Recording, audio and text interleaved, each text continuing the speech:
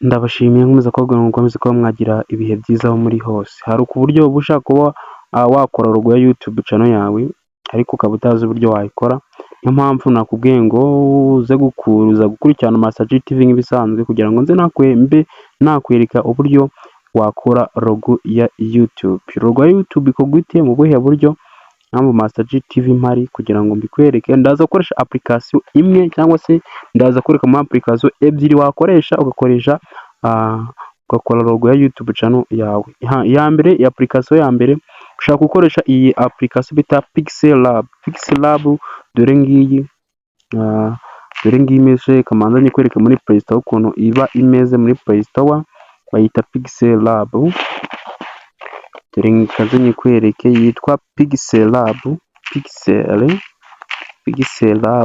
Dore ngiyi hano ite uyikandaho mwereka uburyo iba imeze. Dore Pixel Lab haba harimo ikimenyetso cyapa, uraza ukayikandaho. Iyo wayifunguye wamara kuyikandaho urabona ko hano hari taburo irimo ubusa. Iyo uri kubona taburo irimo ubusa uhita uza hano hasi. Urabona ko hari utuntu twinshi, hariho aka ka A, hano kano k'akazeru, ukadukanda kuri kano k'akazeru. Noneho iyo ukanze kuri kano k'akazeru leta kugera mu amandi mashepe agiye atandukanye hano hejuru, ugahita uza ugakanda hano kuri shape. Urabona handitse ngo shape hano hejuru, hano hasi. Dore ngaho ugahita uza ugakanda kuri shape. Iyo ukanze kuri shape bahita bakuzanira aka square kameze gutya. Iyo umaze ukaza ukagezamo uhita uza hano handitse radius. Hano hasi uri kuhabona hano hanze handitse ngo radius. Iyo ukanze kuri radius urabona ko iri muri 0, uhita uyikurura gutya uyizane uyigire ku ijana. Iyo ugize ku ijana uhita muri ya square hahita hazamo noneho akaziga kuzuye. Noneho tugiye kwandikamo wenda YouTube channel yacu. Iyo tugiye kwandika rero tugaruka he, uraza kugaruka hano hasi impande k'akazeru hano itwana kano kamenyetso ka A kari hano tugakandaho. Numara kugakandaho bazatakureka amagambo abiri, quote and text. Tukana kamenyetso k'utiyandika ndetse ngo text ugakandeho. Noneho sasa ubu tugiye kwandika. Ariko mbere yuko wandika manzi urebe aka kantu. Mbere yuko wandika ushobora kuza wenda uzabona hano hasi handitse style hano hasi, uzahita uhakanda. Numara kuhakanda bazatakwereka amabara agiye atandukanye ufitemo ibara ushaka, wenda kaduhitemo umutuku. Noneho duhite tuza hano kanditse agakaramu tweditinge noneho izina dushaka. Twandikeho ijambo Master G TV. Wenda katujyanike gutya Master G TV.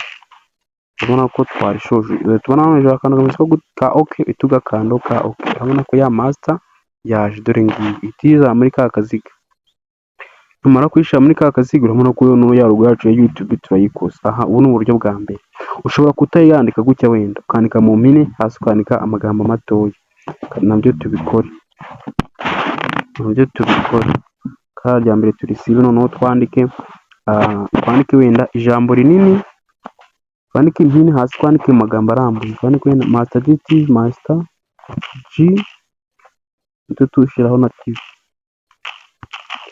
TV gutya. Noneho hasi tuza twandikemo Master G TV wenda amagambo matoya, Master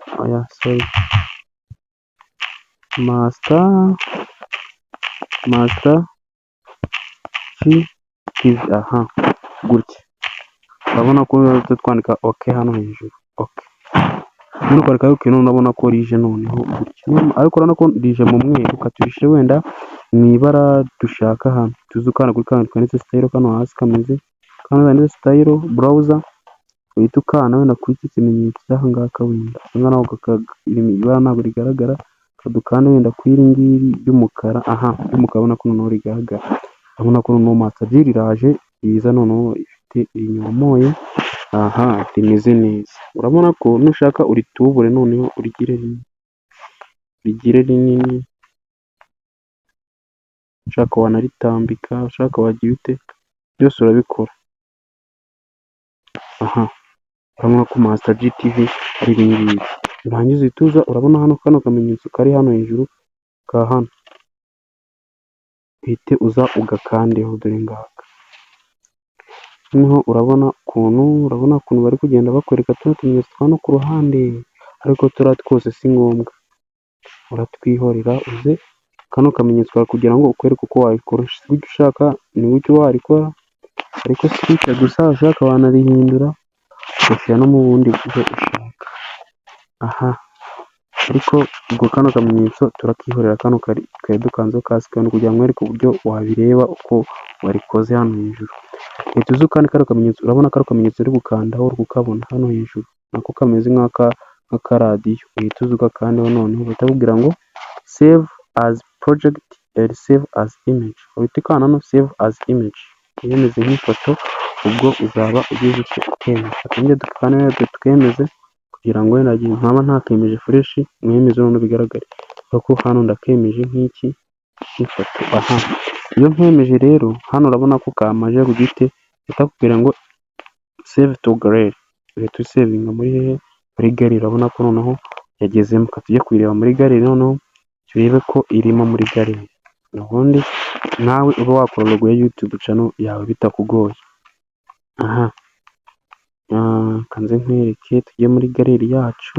Aha tujye muri gallery yacu noneho turebe. Aha urabona ko ka gafoto ngaka ka logo ya YouTube channel yacu wayibonye, Master G TV, nawe wabyikorera ukaba wabikora. Ndagushimiye, ukomeze kugira ibihe byiza, ukomeze ukanda subscribe.